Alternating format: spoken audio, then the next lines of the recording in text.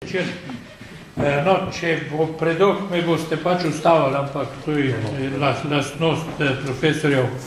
No, najprej, da odgovorim na tisti, kje smo in kam gremo. Stvar je nekoliko obrnjena, ker pravijo, da je bil prvi ekonomist Krištof Kolumb, kar sem že neparkrat ponovil, ki predvsem ni vedel, kam gre, ko je pa tja prišel, pa ni vedel, kje je. To se pravi, kar se tiče zdaj napovedovana naprej. Kar se tiče pa nastanka krize, razlage so različne. Jaz moram reči, bom vsem kratek, pa bom eno, ki mi je priljubljena povedal. Po moje kriza nastala približno 40 let. Tam nekje v 70-ih letih je bilo razmerje med delom in kapitalom. To se pravi, koliko dobi delo, koliko dobi kapital, približno 75-25. In to razmerje je bilo relativno stabilno. V zadnjih 40 letih se je pa začelo kvariti in je to razmerje šlo na 67 proti 33. To je razlika zelo velika. Če na drugo stran tega družbenega produkta gledamo, imamo pa investicije pa varčevanje. So bile pa investicije bistveno manjši del družbenega produkta, kot je bilo pa varčevanje. Se pravi, nastaja je nekaj, kar bi rekli, neko presežno varčevanje in istočasno so pa začeli nastajati različni investicijski skladi, pa te različni investicijski izumi, ker je omogočalo, da je nastajalo nekaj, čemur pravimo virtualno premoženje. Kje se ta virtualno premoženje spet vidi? Spet, če gledamo 40 let nazaj, je bila vrednost finančnega premoženja približno tolikšna, kot je družbeni produkt, govorimo o razvitem svetu, potem je pa nekje do te krize narasla in bila vrednost finančnega premoženja približno 4-krat večja, kot je pa družbeni produkt. To se pravi, nastajalo je neko virtualno bogatstvo. Pa da ne misliti samo v svetu, če gledate recimo Ljubljansko borzo, nekje do leta 2004 je Ljubljanska borza ali pa indeks na Ljubljanski borzi šel približno tako hitro, kot je šel družbeni produkt, ker je več ali manj normalno, čeprav seveda pri indeksu na borzah zmeraj pravite, so pričakovanja, vendar pa dolgoročno ne more iti dosti drugače, kot je družbeni produkt. Potem je pa nenadoma iz tistih 3300, kot je takrat bil, zelo hitro skočil na 12 000 in potem je pač prišlo do tega, da se je vse skupaj sesul. Se pravi, na eni strani je bil ta finančni izumi, ko se je začel finančni sektor zmeraj bolj debilit, preostali sektori pa zmeraj bolj ob kraju stajal in na nek način ni bilo nobene zveze. Funkcija finančnega sektorja je pa več ali manj povsem jasna. Prenašati prihranke od tiste, ki varčujejo, k tistem, ki investirajo. No, vmes so se pa pojavili prazni predali in zmeraj več je bilo teh praznih predalov in tako je ta finančni sektor v bistvu bistveno narašel. Nastal je nekaj, čemur pravimo pač kazino kapitalizem, se pravi, in to je po moje zelo dobra oznaka. Še nekaj moramo reči, ker tudi če pridemo v Sloveniji, da imamo tudi podoben problem. Namesto lastnikov podjetij smo zmeraj bolj dobivali lastnike premoženja.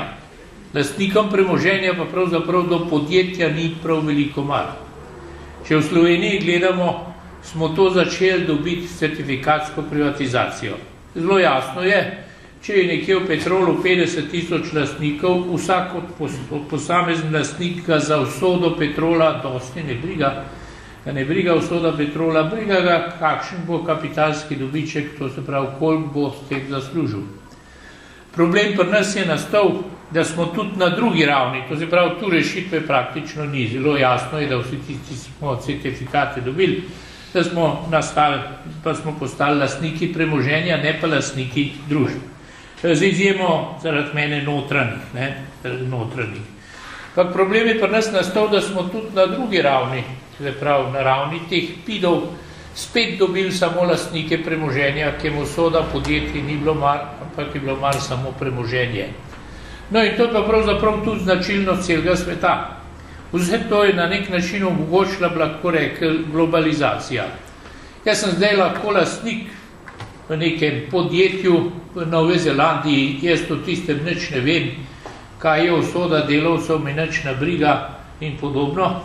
In ker so istočasno se pač multinacionalke šle po celem svetu, lahko rekli, da smo tudi delavce spreminjali v delovno silo. Zakaj? Zato, ker so multinacionalke hodile na Kitajsko in tu jim nihče ni preprečeval, da ne bi jasno vsi tisti delali za zelo majhen denar. In to je vplivalo pa seveda potem na trg dela tudi v vseh drugih državah, ker je bilo seveda se zelo možno hitro seliti. To rekli, ja, delovna sila, kar je grozno grd izraz, je tu predraga, gremo tja, kjer je delovna sila cenejša. In pravzaprav je prišlo do tega, kar smo pač doživeli. A bi to lahko preprečili?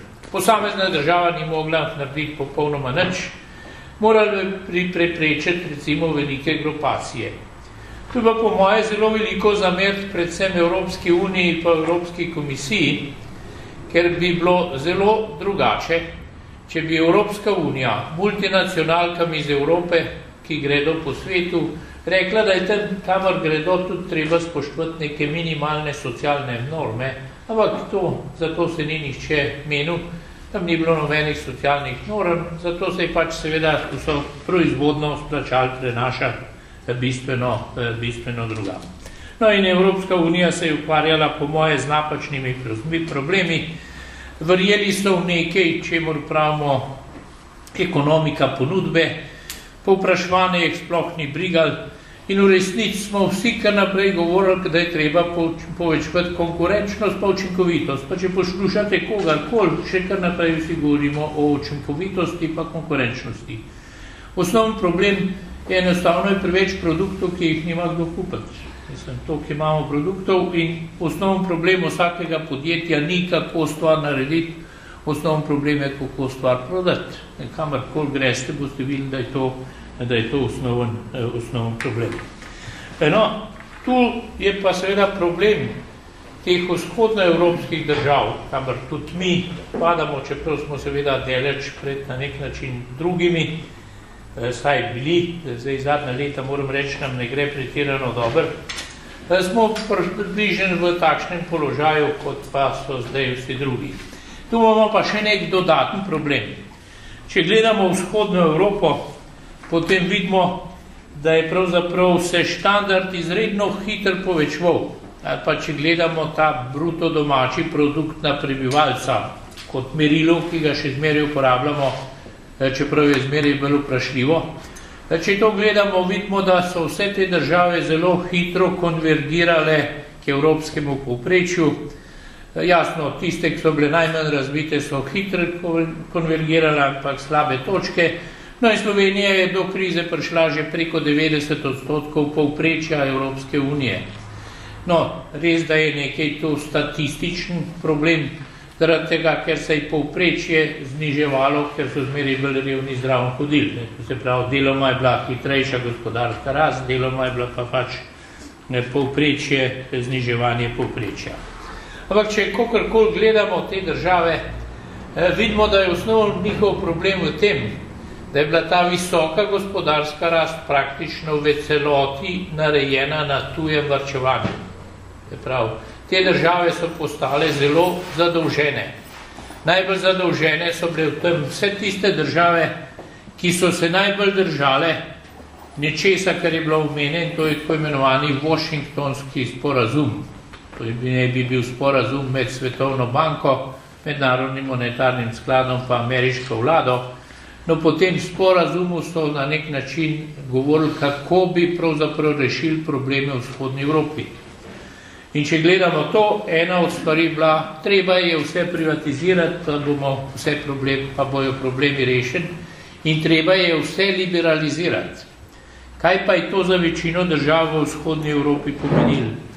Liberalizacijo uvoza. Nenadoma so bile vse države postavljene v točko, kjer z domačimi